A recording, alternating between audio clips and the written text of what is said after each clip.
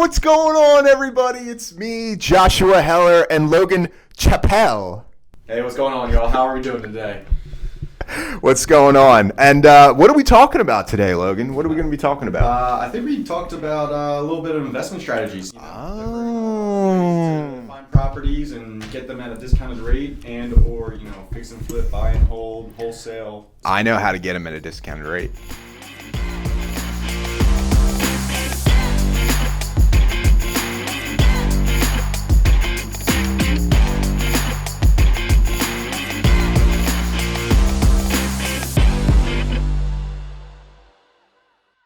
How do you do that, John? You find Mr. Beast, and he gives you a house for $1, and then you turn around and sell it. I've seen this. See?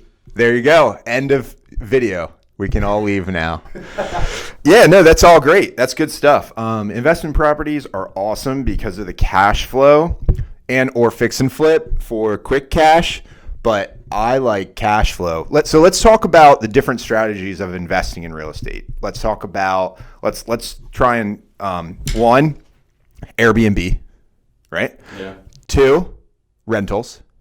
Well, I guess Airbnb short-term rentals. Short-term rentals. You can do a strategy that's underutilized, in my opinion, is travel nurses for short-term rentals for them. Yes. Because that's a very niche market, and if you live near a hospital, I have a friend of mine doing it now in Lancaster, and he's doing great with it because he lives right next to LGH. So he'll put them on usually a 12-week contract. Yeah. Travel nurse, love that strategy because there's still a markup to what a normal rental. Probably huge markup. Similar to the Airbnb, how there's a markup there.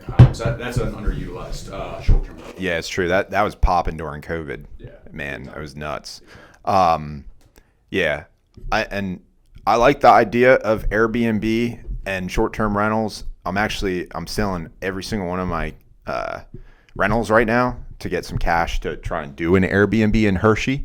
So if anybody here wants to stay in Hershey, hopefully by the time you watch this video, I'll have one, and then you can look it up, and I'll give you a discount, 25% off. I'm saying it right now. There you go. I'm going to utilize that. Go to Chocolate World. Go to Hershey Park.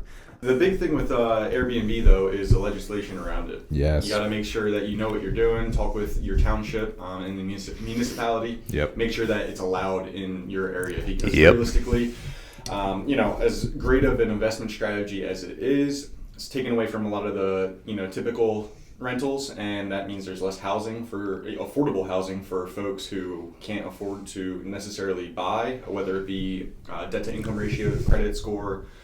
So they're really cracking down on the legislation side of things. So you just need to make sure that you're in cahoots with your zoning officer and all that good stuff. And be ready to rock when the time comes. You don't want to buy a property to Airbnb and then find out after the purchase that you can't. That would be friggin' horrible. Talk about bad exit strategy planning. Dairy Township, where Hershey is, has its 25-foot zoning reg from any other property or any other building in general.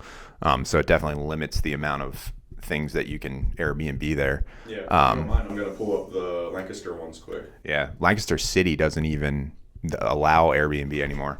All right. I got a whole list here. I don't know if you can see that. Maybe we can do a pop-up here. I'll send it over to my buddy. So short-term rentals, land use category needs to be commercial services, so not residential property. By definition, a fully furnished single-family dwelling that is rented on a short-term basis to registered guests visiting the Lancaster area and that is not occupied by an owner or manager. Guests have use of the facilities as provided for in any contract or agreement with the owner or management company, and no services such as meals or house cleaning are provided to guests. There's a couple different districts where it's allowed. Again, hopefully we get that pop-up there. And there's a few conditions for approval by right, and there's a parking requirement as well. So definitely, so many guidelines, man, and they're different everywhere. So definitely make sure if it's something you want to do. The other side of Airbnb is Airbnb arbitrage, where you don't actually purchase a property and you rent it from the owner and then you sublease it out. And again, with that, make sure you're being transparent and telling the owner exactly what you're planning on doing and that your lease allows subletting, because yeah, you don't want to get sued.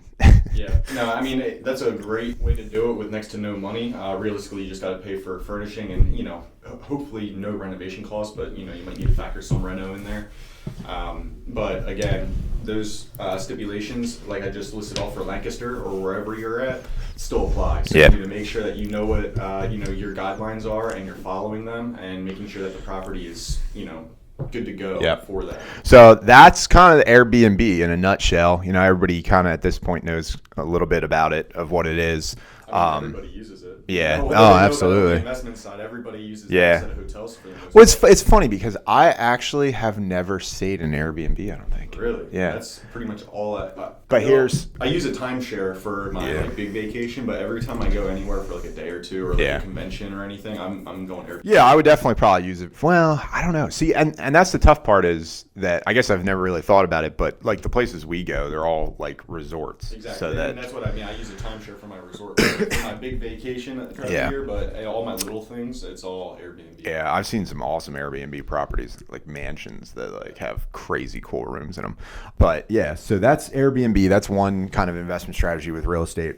I would say second one that's pretty awesome that a lot of people utilize is the Burr method. You want to talk about the Burr method? Oh yeah, got a lot of investors I work with that use the Burr method. Find a property that is, somewhat in shambles, undervalued at its current state. Buy it, discount, you rehab it, you rent it out, and then you refinance, get that money back, and then everybody likes to throw that last R in there, repeat. It's a domino effect then because you keep stacking property on property. And the nice part about that is it's basically endless because you're using hard money to purchase the property. Yep. And then once it's purchased and you have your reno in the hard money, you fix it up, you can stick a tenant in it, you get the rental income, and then the refinance part is going and getting a conventional loan from a bank and paying back the hard money that's at 10% interest, whatever, getting into a long-term loan. And then the tenant obviously is paying the mortgage. You're building equity every month, and hopefully you get a little bit of passive cash flow as well on top of it. And then you can repeat that because the only thing I will say is watch out when you're doing that to make sure that your debt to income stays where it needs to be for you to qualify for the conventional loan then, because you need to have some banks it's 6 months, other banks it's a year worth of rental income on the books for them to count your tenant paying your mortgage off of your debt to income. Okay. And then also with that, I mean, if it's done the right way, not the right way, there's many ways to do it, but the best way is when you do that cash out refi, you actually get paid to buy that property. Exactly. If you buy it at a purchase price and you do all the calculations of this is the renovation cost and this is the purchase price with all my closing costs, taxes, all that good You got to stuff. force appreciation. Exactly. And then, when you actually get that cash out refi, if you bought it for $100 and put $100 into it, you maybe get paid, $220 when it's all said and done. You collect $20,000 or $10,000 or whatever it may be on the back end. So you actually got paid to buy that property. So you put a little money in your pocket and then you have a cash flowing asset where, you might not be making hand over fist money. It might be, $200 to $500 a month, but it's still positive cash flow. You're tucking away money for any unforeseen expenses down the line. And you got paid to buy a property that is now paying you. Yeah. That's the best way to do it. Not always the case. Yeah. Well, and that's where Logan was texting me earlier. It's all about the purchase price. You got to make sure that your numbers are correct. So like it's like imperative that you do the calculations correct, or else you can end up with a freaking hot potato. And you got to know what you're doing when you're walking that property. If you're an investor and you're the cash guy and you might not be, super savvy on the renovation side and rehab side, have your inspector or your contractor or whoever you have that's going to take care of everything come with you. You don't want to say, oh, well, I know this takes this much. I've done this before. That takes that much, whatever it may be, painting, flooring, little cosmetic stuff. I mean, what happens when this happened to one of my, old investors. He bought a 3-unit and he went in there to remodel the bathroom. Well, when he went through the ceiling, which is, this is one of those freak accidents. He went through the ceiling and there was a leak from one of the pipes from the upstairs bathroom. Wow. It cost him an extra $20,000 to figure everything out then that he was not planning for. Yeah, that. And I don't know how that would have been able to been caught, throughout that inspection process, because realistically, until he went through the old seller, the old owner had put layers of drywall. which is completely I bet that was on the seller's disclosure. Dude, I guarantee he could have went back if he really wanted to. Oh my God. Some sort of. That is like literally the definition of sweeping it under the rug. Yeah, Let's just put more drywall. It was a mess. But I mean, Oh my he God. cash flowing. So realistically, Yeah. it all worked out. But there are those things that come up that are unforeseen, and that's the point. You just got to make sure that you go in there with a good scope of work, and you know exactly what it's going to cost. Like Josh said, alluded to the numbers is where it's at. You need to make sure the numbers are right, and then you'll be smooth sailing from there. Yep. So that's the Burr method. So we've covered arbitrage or Airbnb, short term, and Burr. How about you tell us a little bit about wholesaling? I know that's your favorite. I've never done wholesaling in my life. I don't even know. What is that? What's wholesaling? Well, it depends. Are you talking assignable contracts, or are you actually looking at taking down the property and then putting it back on the market, more like a wholesale, or there's so many different ways about it. Yeah. Why don't you elaborate? Yeah. So wholesaling is the art of negotiating with a distressed seller to get a low enough price to be able to make a margin selling it to an investor. And when I say selling it, you're not selling the property, you're selling a piece of paper. You're selling the contract. It's basically a form of day trading almost. It's the real estate day trade where even in technical terms, you could do an option contract. So like you're trading stocks like options.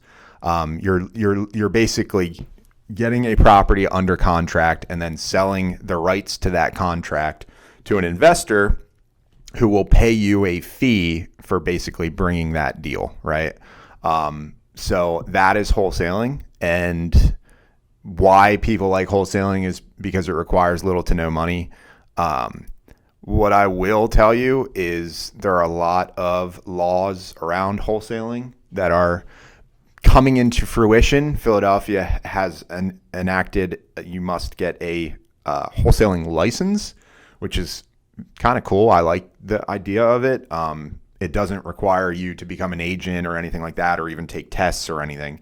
It basically is you filing the paperwork, passing a background check, and they'll issue you a Philadelphia wholesale license, which allows you to wholesale. There's some stipulations to it. You have to give the homeowner a link where they're able to go and look up the value of their property, because basically why wholesalers get a bad rap or a bad name is people see it as you're deceiving the homeowner and stealing their equity out of their property so that you can make money and sell it to somebody else, to an investor. I can understand why people see it that way, and I have seen it that way in the past.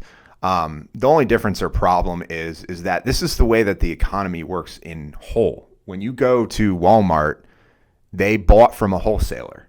Do you know how many times that product is marked up? Manufacturer, wholesaler, retailer, end user.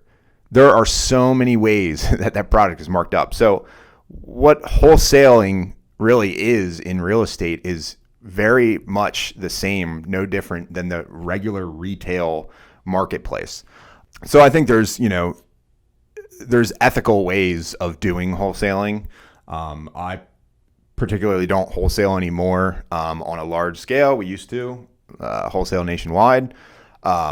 Now I'm more focused in other niches of real estate, but it's definitely an investment strategy. It's a vehicle. And the other thing I'll say is too, have the means to purchase the property, or at least be able to put a down payment sufficient enough, or hard money lenders that you can work with if you need to purchase the property. Because at the end of the day, actually, when you enter into an agreement of sale for a property and you have no intentions or means to be able to actually purchase the property, that's actually illegal.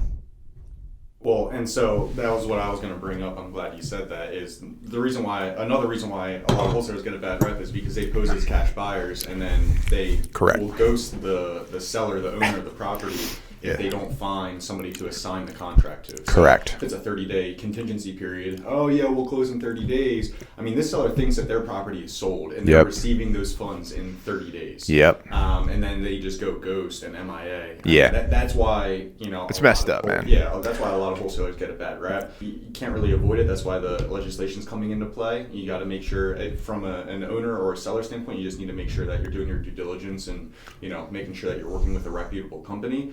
And I mean, the benefit to the seller, I mean, do you want to elaborate on that? Sure. I mean, it's quick cash for them. They're working with investors, which means typically no really contingencies. They're coming in with cash. And the wholesaler is the one that has that network of investors, and they are able to just middleman the deal. The investor's looking for a strong investment property for themselves, whether they're using the BRRRR method, they want to Airbnb it at some point, they want to just fix and flip it, and then the seller gets what they need out of the poor situation, whether they're behind on taxes, mortgage, etc. Yeah, absolutely. There's definitely benefits, and that strategy works for some sellers. For sure, to be able to just kind of walk away from a property. I mean, I'll touch on this. One of our agents in office right now, he has a couple of properties that he's wholesaling himself that are his own properties. He's a licensed agent. Why would he go and wholesale his properties? Well, he wants to keep it off the market. He wants to avoid paying commissions to a buyer agent because he's an agent himself. I mean, realistically, he just wants to retain the majority of the equity, and he doesn't mind giving a little bit of a deal as a package deal to offload, 4 properties at one time to an investor, rather than keep them all in-house on him and then have to list each one, go through the whole process, maybe potentially get an inspection that's done that, red flags one of the properties that needs a lot of work done, and then that holds him up. He has to disclose that inspection, from here on out. And, it's just a smoother, faster way for him to just say, hey, here, take these off my hands and I get the money that I'm looking for out of it. Yeah, absolutely. And that's, for everybody to be determined. There's definitely people out there, and me being one of them too. Like if I'm selling a deal and I just want it gone, I don't really care what you're doing with it. I don't care if you're a wholesaler. I don't care. All I want to know is, am I getting the money that is on that agreement, right? Like I don't really care if you're going to resell it for $1 million. I'm looking for what I want out of it. So one other thing real quick on that is a lot of sellers want to keep properties off market. I know there's a lot of folks that I've talked to that are like, I don't want a whole lot of showings. I don't want people coming through my house. I don't need my neighbors know that I'm selling. Like, people are personal, and if their house isn't necessarily in the shape that they would like it to be, they don't need that to be public information. So they'd rather hit somebody up and have them off-market backdoor it to an investor. They don't care as long as they get their money in a timely manner, and everybody wins at that. And you think about it, I mean, it's very similar to, like, you go to sell your car or go to buy a new car, and the car dealer, you're trading it in or whatever. Everybody knows they're offering you 50%, maybe even less, and what your true value is. And everybody knows that because they're in the business to make money. So they got to put money into it and then resell it for a profit, right? Like it's the same thing. People get very emotional when it comes to properties because they get emotionally attached to them. So it can be tricky. But yeah, so that's wholesaling. I had touched on it. We haven't elaborated on it. Fix and flips. That's another one. Another really great strategy. You got to be very conservative with your numbers right now in the market that we're in.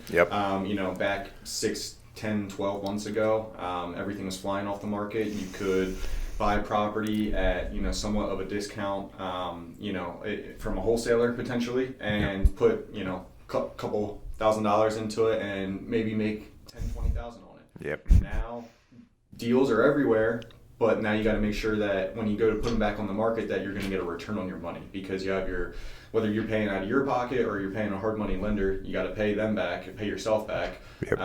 And you make sure that you come up with, if you're putting $20, $30, $100,000 into a property, you need to get some sort of return to make sure it's worth your time. Yep, absolutely. Like you said, just be very, very conservative on your numbers, especially now because of the market that we're in.